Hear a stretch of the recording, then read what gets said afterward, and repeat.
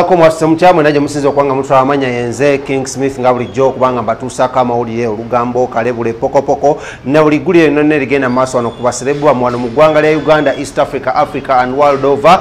Kaseti banga kiri kuba serebu bamwe still mbalina okujja nenki batuusako ne mbabulira ddala kyekituufu ekigenda maaso ate nga bwe nabagamba batona kiwulira wano kitegeeza muno toyina kiwulira wala kitegeeza muno si kituufu mpaka until Celeb Jazz confirms to you the news. Anyways, amanya nga bwe nagamba nze King Smith nkola ne Lawrence abateka mu sente sibala bibanafa bakinga Montage Studios abasangi bwe nankulabye ku bitaalaawo bakubireko ku 070201045 so that you can get to know to advertise with them, get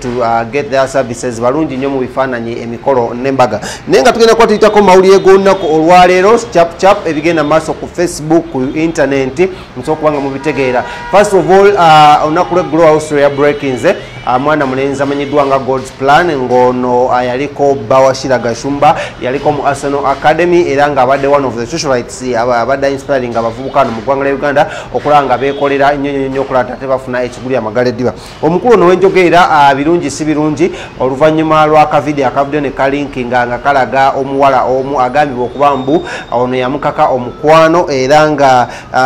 omusango bamuguddeko si mulala gwa rep era nga anoonyezebwa poliisi ya Uganda era nga tugenda kuba tunoonyako ku bakulu okuva mu poliisi batuwulire oba omusango guno bagenda kuba bagupasuwinga oba nedda naye mawulire ge twategeddeko galaga muno omukulu ono akyekwese era wenjogeera alira ku nsiko nga boolaba wizo maniiso naye nga poliisi neetegefu okulaba muno emunoonya yonna gy'ali emufuukuuzeeyo esobola okuba nga emuleeta to record abeere nga atebya emisango gye yakola era nga omusango gwa repu ngaemanyi mu ggwanga lya Uganda bagusiba mayisa kasa kubanga gukusinze leero so agamba muno gwamusinze wabula tugenda kuba tulindirira naye nga twogerera ye mukyala wamanyiddwa nga Shira Gashumba abadde mu ggwanga lya South Africa akakomawo recently ng'ali ne bbaawe omupya ennyo omuyimbi nakinku amanyiddwa nga Rickman Ricky eyakuyimbira ebbango twaliwanika n'obuyimba obulala bungi nnyo obwo badde bapepeya ebbanga linononna era nga bavaayo mpaka taata wa Shira Gashumba yavaayo n'amugamba waayi oliddeko ekimala ky'oba okola soka ompe ebintu onsasule ente zange ziizo then yokoyongere maaso kubanga okolaki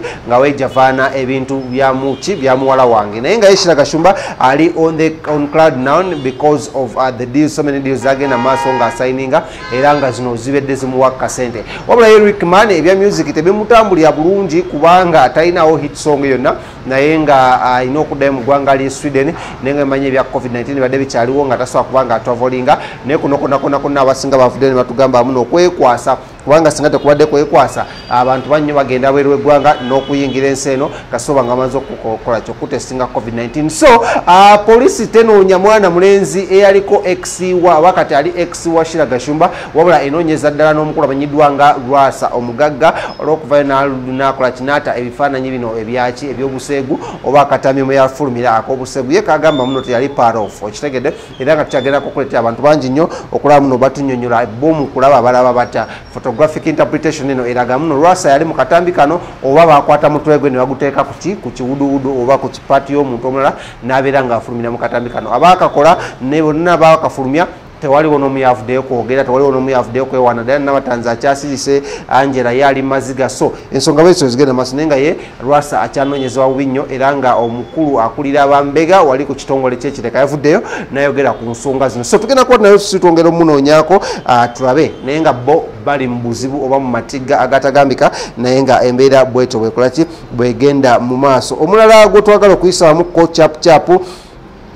mukyala wa Sami ngawe nawalaze video ggulo yavuddeyo n'abeera ng'ayogerako gye tuli n'atuba nga atusuubiza okuba ng'agenda kwagala muganda afumanyiddwa nga Sami Ekanya owa Mighty Family abeere ng'amulaga omukwano gw'ekimemette ate bayongere okuba nga bakyali mu swago yagambye bannayuganda ekibatawaanya kimanyi bwavu nnaku nafutwa lye libatawaanya naye ye mwana mulenzi Sami agenda kuba amulaga omukwano ogw'ekimemette laavu swingi simanya biki byonna abeere ng'akolaki ng'abimukolaki ng'abimulaga embeera ebeere ng'etambula bwetyo wabula ku mawulire amalala ag'essanyu Abafaganistan bamaze dde okuba nga bayingirawo mu ggwanga lya Uganda era nga bano wenjogeera bataka nnyo wali ku Imperial Resort Beach we basuze olunaku lw'eggulo era nga batuuse Abafagani 57 genda kategerako era nga munnange bano bo bataka nnyo so tujja kwatongera okutuusaako abavubuka abenja badde bagala Abafaganistan kuliko Julius ayagala nnyo abakazi ababeerwa abo abatina abatabuliike abo naye n'abasobola yeekakasa yekakasa oba tumutwaleko ewa Ssenga Amida abeere ng'akola ki nga amukolako ku nsonga ezo asobole okuba nga yeetereza bulungi nnyo. Amawulire amalala g'ennaku agaliwo ng'ega mwana mulenzi amanyiddwa nga Vincent Segawa yamaze dda okuba nga akwatibwa era nga ekyamukwasiza tetunnakitegeera ne tugenda kuba twongera okuba nga divinga into these issues twongera okuba nga tumunoonyerezaako ki ekyamukwasibwa ekyamukwasiddwa kuba bapolitics baani tugenda kuba tukwaki tubitegeera mu maaso awo naye nga reasons for his arrest tezinategereka naye nga gentegeddeko ku makyagairo tiyono Vincent Segawa amaze okuba nga akola ki ng'akwatibwa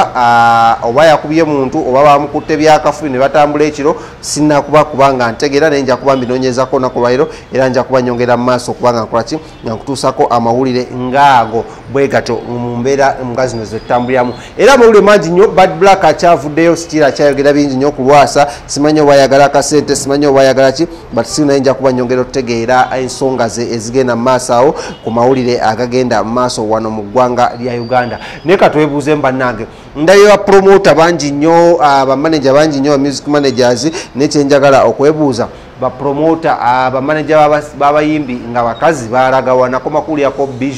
Biju yali wa Chameleone naye nga sinategeera kikigenda mu maaso so